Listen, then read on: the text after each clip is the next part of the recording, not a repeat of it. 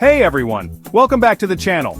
Today, we're diving deep into the world of VA disability ratings. And let me tell you, we're about to expose the VA's best-kept secret, secondary conditions. These often overlooked conditions could be the key to skyrocketing your disability rating and putting thousands more dollars in your pocket every year. You see, most veterans understandably focus on their primary conditions, the injuries or illnesses directly connected to their time in service.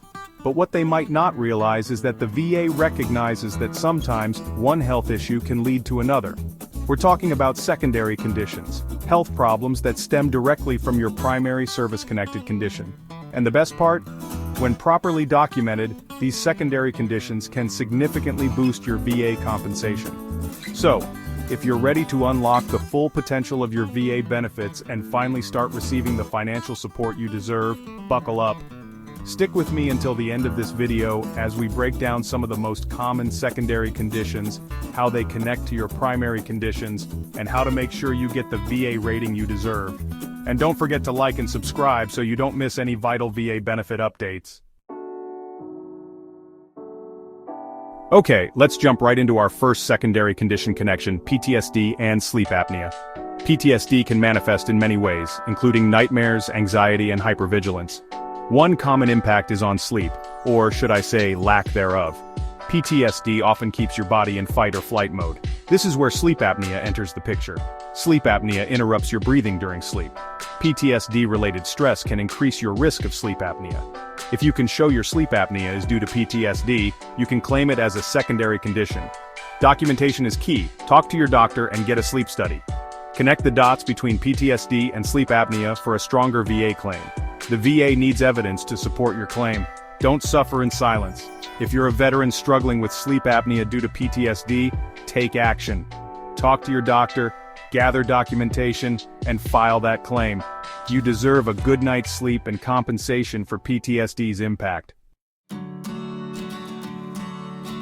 Alright, let's move on to another common connection we see with secondary conditions, knee injuries and back pain. Now, anyone who's ever experienced a knee injury knows how debilitating it can be, but what you might not realize is that a bum knee doesn't just impact your ability to walk, run, or climb stairs. It can also throw your entire body out of whack, especially your back. Think about it, when your knee hurts, you naturally start to compensate. You might limp, you might favor your other leg, and over time, all of these little adjustments can put a tremendous amount of strain on your back. This can lead to chronic back pain, muscle spasms, even spinal issues. And if your knee injury is service-connected, guess what? That back pain you're experiencing could be a secondary condition, making you eligible for a higher VA disability rating. Now, I know what you might be thinking, but Paul, my back pain started years after my knee injury. Can I still connect the two? The answer, my friends, is a resounding yes. The VA understands that secondary conditions can sometimes take years to develop. The key is to demonstrate that there's a clear link between your service-connected knee injury and your current back pain. So what can you do? Again, documentation is your best friend. See a doctor, preferably an orthopedic specialist or a chiropractor. Get those x-rays, MRIs, those fancy imaging tests that can show the physical evidence of your back pain. And just like with sleep apnea, make sure your doctor understands the full picture. Tell them about your knee injury, when it happened, how it's impacted your mobility, everything. The more information they have, the better equipped they'll be to write a comprehensive medical opinion that supports your claim. Chapter 3. When silence isn't golden, connecting tinnitus to debilitating migraines. Let's talk about another pair of conditions that often go hand in hand, tinnitus and migraines. Now, for those of you who haven't experienced it, tinnitus is the perception of noise or ringing in the ears. It's often described as a ringing, buzzing, hissing, or even a roaring sound. And let me tell you, for some veterans, it's not just annoying. It's completely debilitating. Imagine this. You're trying to sleep, to work, to have a conversation, but all you hear is this constant, unrelenting noise. The stress, the anxiety, the sleep deprivation. It's a recipe for disaster, and often it can trigger another debilitating condition, migraines. Migraines are severe, recurring headaches that can be accompanied by nausea, vomiting, and extreme sensitivity to light and sound. And for veterans with tinnitus, the constant noise can be a major migraine trigger. Now here's where it gets interesting from a VA rating perspective. While tinnitus itself is often rated as a primary condition, migraines can be claimed as a secondary condition to tinnitus. Why? Because the chronic stress and sensory overload caused by tinnitus can directly contribute to the development of migraines. So, if you're a veteran living with both tinnitus and migraines, don't suffer in silence. Talk to your doctor. Keep a headache diary to track the frequency, intensity, and duration of your migraines. Note any patterns or triggers, especially if your migraines seem to worsen during periods of heightened tinnitus. This information will be crucial in establishing a clear connection between your tinnitus and your migraines. Chapter 4. Diabetes and Nerve Damage. Why peripheral neuropathy is a VA claim game changer.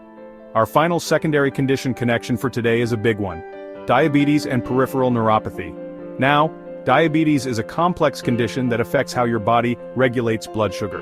And over time, high blood sugar can wreak havoc on your nerves, especially the nerves in your hands and feet. This nerve damage is known as peripheral neuropathy. For veterans with service-connected diabetes, peripheral neuropathy is a very real and often overlooked secondary condition. It can cause a whole range of symptoms, from numbness and tingling in your extremities to burning pain, muscle weakness, and even problems with balance and coordination.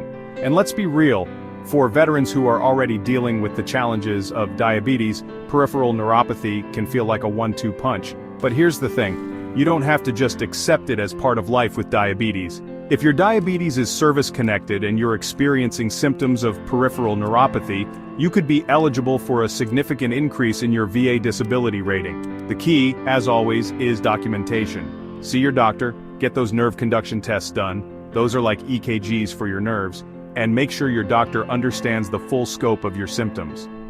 Are you experiencing numbness, tingling, burning pain? Keep track of it all. This information will be crucial in building a strong case for peripheral neuropathy as a secondary condition to your service-connected diabetes. Remember, the VA's job is to take care of you, but they can't do that if they don't know what you're going through. So be your own advocate, speak up, get the medical attention you need, and fight for the benefits you deserve. Don't leave money on the table. Claim your VA benefits. That's it for today's VA rating secret. I hope this video has empowered you to take control of your health and your VA benefits. Remember, you served our country, and you deserve to be taken care of. If this video helped you understand even a little bit more about secondary conditions and how they can impact your VA disability rating, do me a favor and drop a comment below with your thoughts or questions.